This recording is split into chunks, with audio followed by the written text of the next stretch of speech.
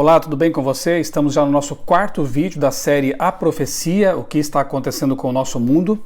E no vídeo anterior nós tratamos um pouquinho da primeira profecia bíblica, aquela que apresenta Jesus como o Messias esperado, aquela que apresenta Jesus como a solução para este mundo de pecado, este mundo complicado em que vivemos. Nós vimos ali em Gênesis capítulo 3, verso 15, que Jesus foi prometido, Deus nessa profecia, nessa primeira profecia bíblica, prometeu Jesus, o descendente da mulher. Nós veremos mais adiante quando estudarmos o Apocalipse, aguarde esses temas, serão muito interessantes. Nós veremos então que mulher na simbologia bíblica frequentemente representa a igreja. Portanto, é prometido que Jesus viria da igreja, do povo de Deus, e seria aquele que iria desferir um golpe mortal nas pretensões do inimigo de Satanás. Essa profecia é apresentada ali em Gênesis capítulo 3, verso 15, logo depois da queda dos primeiros pais, Adão e Eva, na desobediência, na rebelião, no pecado. Então a primeira profecia fala de esperança, e na verdade esse é o fio condutor que atravessa toda a Bíblia. Todas as profecias você vai perceber ao longo dessa série, espero que você esteja gostando desses temas. Ao longo dessa série você perceberá que todas as profecias falam de esperança. Todas as profecias têm Jesus como centro delas e apresenta Jesus como sendo aquele que vai vencer o mal, vai resolver esse problema chamado pecado e vai restaurar o mundo à sua ordem original. Não perca as demais profecias, vamos estudar aqui ainda profecias interessantes no livro de Daniel e também no livro de Apocalipse. Será muito interessante nós analisarmos essas profecias bíblicas da forma correta, como a Bíblia realmente as apresenta, tá bem? Eu li um tempo atrás esse livro aqui, Sócrates e Jesus, escrito por um teólogo chamado Peter Kraft, e nesse livro o autor apresenta uma ficção. Ele imagina Sócrates tendo de alguma forma aparecido no século XX e se matriculado numa escola de teologia, que ele chama aqui no livro de Harvard, uma paródia aí à Universidade de Harvard.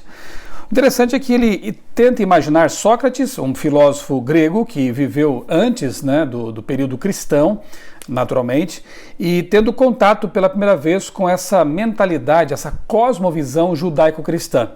Na sala de aula, no curso de teologia, Sócrates ouve falar muito da Bíblia, o professor cita a Bíblia muitas vezes, ele fica curioso, e como era um homem que buscava conhecimento, ele então pega emprestada a Bíblia na biblioteca da universidade, leva para casa e passa ali um bom tempo estudando a Bíblia, lendo a Bíblia. Ele fica intrigado com coisas que leu, especialmente com respeito a Jesus. Quando ele vai à sala de aula, ele pergunta aos colegas: pessoal, vocês já leram o Novo Testamento? Os colegas, que eram cristãos nominais, de uma cultura dita cristã, como a nossa, acham até estranha aquela pergunta e respondem que sim, nós conhecemos a Bíblia, conhecemos o Natal, a Páscoa, essas festas cristãs. Sócrates torna a perguntar: mas e quanto a Jesus? Quem é ele para vocês? Os colegas pensam um pouco e dizem: olha, amigo, Jesus foi um grande profeta, foi um sábio, um dos grandes filósofos da humanidade. Sócrates não aceita essa explicação e diz: vocês não leram direito a Bíblia, porque em vários momentos Jesus afirma que ele é Deus. Jesus diz, por exemplo, antes que Abraão existisse, eu sou. Eu quero ler para você esse texto agora, em João 8,58, nós lemos o seguinte, antes que Abraão existisse, eu sou. Quando Jesus disse essas palavras aqui, os judeus, os líderes judaicos, pegaram em pedras para apedrejá-lo, porque, na verdade, ele estava se fazendo igual a Deus. Ele proferiu uma blasfêmia aqui, caso não fosse Deus. Porque lá em Êxodo, capítulo 3, verso 14, está escrito que o Deus que chamou Moisés para libertar o povo hebreu lá do Egito é o Deus Eu Sou. Jesus usa exatamente a mesma expressão usada em Êxodo 3,14, para se referir ao Deus Criador, ao Todo-Poderoso. Ele aplica a si mesmo, antes que Abraão existisse, eu sou. Por isso ele foi ali tido como um blasfemador. Na verdade, ele seria mesmo, caso fosse apenas um ser humano. Então Sócrates, ele menciona esse texto, ele também faz os colegas lembrarem que numa oração proferida em João 17, Jesus disse assim: Pai, glorifica-me contigo com aquela glória que eu tive contigo antes de haver mundo. Como assim? Jesus existe antes de ter nascido aqui na Terra? Jesus existe antes de haver mundo? Antes da criação do mundo? É uma oração bastante estranha para um ser humano apenas, ter proferido. Então Sócrates, na história imaginária, diz assim para os colegas: olha, não existe meio termo, ou Jesus é o que ele diz ser, Deus, o Criador, ou então nós temos que descartá-lo como um impostor, como um lunático, como um louco, porque nunca vi qualquer profeta, e Sócrates tinha passado bom tempo lendo a Bíblia, nunca vi qualquer profeta bíblico dizer coisas como eu sou, ou então eu sou o caminho, a verdade e a vida, ou então sigam-me porque eu sou a porta para Deus, para o céu, não é? Ou então, Pai, glorifica-me contigo com aquela glória que eu tive contigo antes de haver mundo. Nunca vi um profeta dizer isso, jamais. E, no entanto, Jesus disse tais coisas. Então, ou ele era louco, ou era Deus. Não há meio termo. Infelizmente, muitas pessoas, muitos autores, muitos pensadores tentaram, como eu já disse no vídeo anterior, domesticar Jesus. Tentaram acomodar Jesus a uma visão humanista, talvez, e tentaram fazer com que ele fosse tido apenas como um revolucionário, como um profeta, um sábio, um líder religioso apenas. Bem, biblicamente falando, não podemos fazer isso. Ou nós o aceitamos, ou nós o rejeitamos. Ou nós aceitamos aquilo que ele diz de si mesmo, ou nós o rejeitamos. Mais ou menos como fazemos com a Bíblia. Ou nós aceitamos a Bíblia como sendo a palavra de Deus, porque os autores afirmam que ela é, ou nós a rejeitamos como uma literatura meramente humana, para tê-la como apenas um livro de sabedoria, de inspiração, de autoajuda, não é possível, porque ela afirma muito mais, afirma ser muito mais do que isso. Outros textos interessantes a respeito de Jesus, por exemplo, Eclesiastes capítulo 12, verso 7, ali você pode pensar, mas o que isso tem a ver com Jesus? Já vou explicar. Ali é dito que o pó volta à terra e o fôlego ou espírito volte a Deus que o deu. Espírito é tido como sendo na Bíblia o fôlego de vida, ruach no hebraico e pneuma no Novo Testamento em grego, fôlego, o sopro de vida. Portanto, biblicamente falando, quando a pessoa morre, aquilo que a compõe biologicamente falando, fisiologicamente falando, quimicamente falando, carbono, hidrogênio, enxofre, oxigênio, volta para a terra. Então a Bíblia diz, o pó volte ao pó. E o fôlego de vida, ele volta para Deus, a pessoa deixa de existir. Se você tem alguma dúvida com respeito ao estado do ser humano na morte, eu vou deixar aqui na descrição do vídeo um link para que você possa estudar mais detalhadamente esse assunto, que na Bíblia é muito claro. Pois bem, o fôlego, como diz Eclesiastes, volta para Deus. No entanto, quando lemos Atos capítulo 7, verso 59, ali está o relato do apedrejamento, da morte, do assassinato de Estevão. Ele diz assim na sua oração final antes de morrer: Senhor Jesus, recebe o meu espírito, ou recebe o meu fôlego de vida. Ora, em Eclesiastes é dito que esse fôlego volta para Deus, mas Estevão ora pedindo que Jesus receba seu fôlego. Como pode isso? Uma contradição?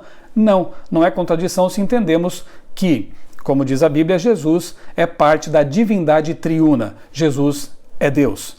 E eu quero ler mais um texto aqui com você, também do Evangelho de João, um texto muito interessante, em que ele diz o seguinte: no princípio era o Verbo, e o Verbo estava com Deus, e o Verbo era Deus. Ele estava no princípio com Deus. Todas as coisas foram feitas por intermédio dele, e sem ele, nada do que foi feito se fez.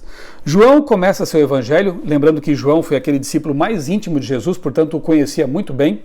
João começa seu evangelho afirmando que Jesus, o Verbo eterno, aquele que comunica, Jesus no princípio estava com Deus e era Deus. E João diz mais: todas as coisas foram feitas por Jesus, por intermédio dele. Se todas as coisas foram feitas por Jesus, ele mesmo não pode ser criado, obviamente. Então, biblicamente falando, Jesus é apresentado como um ser divino, o Criador do universo. Bem, nesse momento eu quero chamar mais uma vez aqui o meu amigo Dr. Rodrigo Silva, ele que é doutor em teologia, doutor em arqueologia clássica pela USP. Ele vai falar um pouquinho sobre algo bem interessante, que é a espera do Messias. Dr. Rodrigo, muito obrigado mais uma vez. A palavra agora é com você. Quando nós estudamos à luz da arqueologia bíblica as chamadas profecias messiânicas, nós descobrimos coisas muito interessantes. A primeira coisa que me surpreendeu ao analisar o contexto em que Jesus nasceu, o contexto do Império Romano, é que não eram apenas os judeus que estavam à espera de um Messias. Mesmo no mundo do Mediterrâneo, no mundo fora de Israel, havia outras pessoas que também estavam aguardando um Messias, uma criança de ouro. Isso é muito interessante de se analisar. Por exemplo, os romanos, nós temos isso em historiadores da época, como Tácito, Suetônio, estavam aguardando o cumprimento de uma profecia que estava escrita no livro do destino da humanidade. Ninguém sabe que livro é esse, ele se perdeu, ele é apenas mencionado por esses autores antigos, que do Oriente partiria o poder e que uma criança de ouro estaria nascendo. E muitos pensavam que essa criança poderia ser até o imperador romano, o primeiro imperador, Augusto César. Não é por menos que as moedas de Augusto César trazem geralmente uma inscrição que diz o Filho de Deus e um símbolo de uma estrela que marcaria o seu nascimento. Porque quando o seu pai adotivo, Júlio César, morreu, um cometa passou no céu e muitos interpretaram que aquele cometa seria o símbolo da criança que estava surgindo. Curiosamente, quando Jesus nasce, uma estrela também conduz os magos ao Oriente. O que eu aprendo disso? Que Jesus era o Messias prometido, mas Deus deixou eco dessa promessa em vários povos. Agora, curioso que, com pouco tempo, os romanos se sentiram desapontados com a esperança messiânica na figura do imperador. Viram que Augusto César, com a sua paz augusta, não estava trazendo a verdadeira paz ao mundo. É por isso que Paulo chega com força e quer pregar para os gentios, ou os não-judeus, acerca da vinda do verdadeiro Messias. O seu nome, Jesus de Nazaré, aquele que nos salva e pode dar o real sentido à nossa vida. Muito obrigado, Dr. Rodrigo, mais uma vez por sua participação aqui nessa série A Profecia. Você percebe então que as profecias messiânicas realmente são muito interessantes. Por exemplo, aqui no Salmo 22, verso 16, está antevista, está predita a forma como Jesus seria crucificado cerca de 1000 anos antes. Ele teria as mãos transpassadas, ele seria então levado à morte com um instrumento de tortura chamado crucificação ou cruz. Em Isaías capítulo 9, verso 6, nós lemos o seguinte, lembrando que Isaías é um texto escrito cerca de 700 anos antes de Cristo, e diz assim o profeta: porque um menino nos nasceu, um filho se nos deu, o governo está sobre seus ombros, e o seu nome será Maravilhoso, Conselheiro, Deus Forte, Pai da Eternidade, Príncipe da Paz. Mais uma vez, um texto bíblico afirma a divindade de Jesus, você percebe? Se ele é chamado Deus Forte, Pai da Eternidade, Jesus é Senhor do tempo, do espaço, ele é o Criador. Esse texto aqui menciona o menino que nos nasceu. E de fato, lá nos evangelhos vemos realmente Jesus, o menino que nos foi dado, aquele cujo nome, um dos nomes, é Emanuel, que também quer dizer Deus conosco. Outro texto aqui de Isaías, muito bonito por sinal, é considerado uma profecia messiânica, Isaías capítulo 53, versos 4 a 7.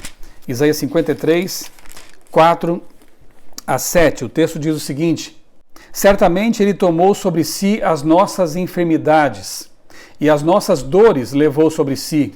E nós o reputávamos por aflito, ferido de Deus e oprimido. Mas ele foi traspassado por nossas transgressões e moído por nossas iniquidades. O castigo que nos traz a paz estava sobre ele, e pelas suas pisaduras fomos sarados. Todos nós andávamos desgarrados como ovelhas, cada um se desviava pelo caminho, mas o Senhor fez cair sobre ele a nossa iniquidade, a iniquidade de nós todos. Ele foi oprimido e humilhado, mas não abriu a sua boca.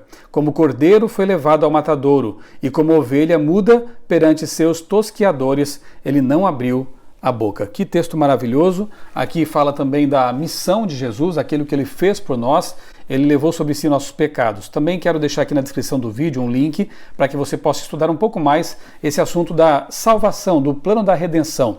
É um tema muito interessante para se conhecer e para se experimentar também. Outro texto interessante encontramos em Miqueias capítulo 5, verso 2, lá no Antigo Testamento. Ali é dito que, não apenas é dito que Jesus é Deus, que já existia muito tempo antes de ter nascido na Terra, na verdade existiu sempre antes de nascer na Terra como ser humano, mas também é dito que ele nasceria em Belém, numa das pequenas cidades de Judá, como diz o texto. Ou seja, com séculos de antecedência, os profetas já tinham falado sobre a natureza de Jesus, sobre quem ele seria, o que ele faria, como morreria e exatamente onde ele nasceria. Falando sobre morte, na verdade, quando estudarmos Daniel capítulo 9, ainda chegaremos a esse tema, muito interessante, nós veremos que há uma profecia na Bíblia, uma tremenda profecia bíblica que mostra, inclusive, quando Jesus morreria, exatamente a data da sua morte, prevista com cerca de 500 e poucos anos de antecipação. Tem muita coisa interessante aqui para nós vermos nessa série ainda. Mas veja, as profecias messiânicas, o cumprimento exato delas, nos dá a certeza de que todas as demais profecias, inclusive aquelas que se referem ao tempo do fim e ao tempo em que estamos vivendo, nós vamos estudar ainda esse assunto, as profecias do nosso tempo, as profecias messiânicas, o cumprimento delas, nos asseguram de que as profecias bíblicas são exatas, elas não encontram adiamento nem tardança, elas se cumprem no tempo e no espaço de maneira precisa e exata. Por quê? Porque somente Deus pode ver o futuro, somente Deus conhece todas as coisas e Ele as revelou na Bíblia. Amós capítulo 3, verso 7 diz isso, que o Senhor não fará nenhuma coisa sem revelar essas coisas aos seus servos, os profetas, e graças a Deus porque a Bíblia traz essas profecias. Você perceberá ao estudarmos Daniel, as profecias de Daniel, daqui a pouquinho vamos ver isso aqui na nossa série, como a Bíblia é precisa em detalhes que nos dão a certeza realmente de que o cumprimento de tudo isso vai acontecer exatamente como foi predito. Agora a pergunta final é a seguinte: quem é Jesus para você? Nós estudamos aqui a respeito da natureza dele, da missão dele, de por que ele morreu, de que ele é a figura central das profecias, de que a primeira profecia bíblica, lá em Gênesis 3, anuncia a vinda do Messias, do Salvador. Quem é Jesus para você? Eu faço aqui um convite para que você possa conhecer mais a fundo a pessoa de Jesus, não apenas por ler ou por saber de forma indireta, mas por experiência própria mesmo. Faça isso. Jesus, com certeza, está esperando por você, de braços abertos, para se revelar a você. Um grande abraço e que Deus abençoe a sua vida e também a sua família.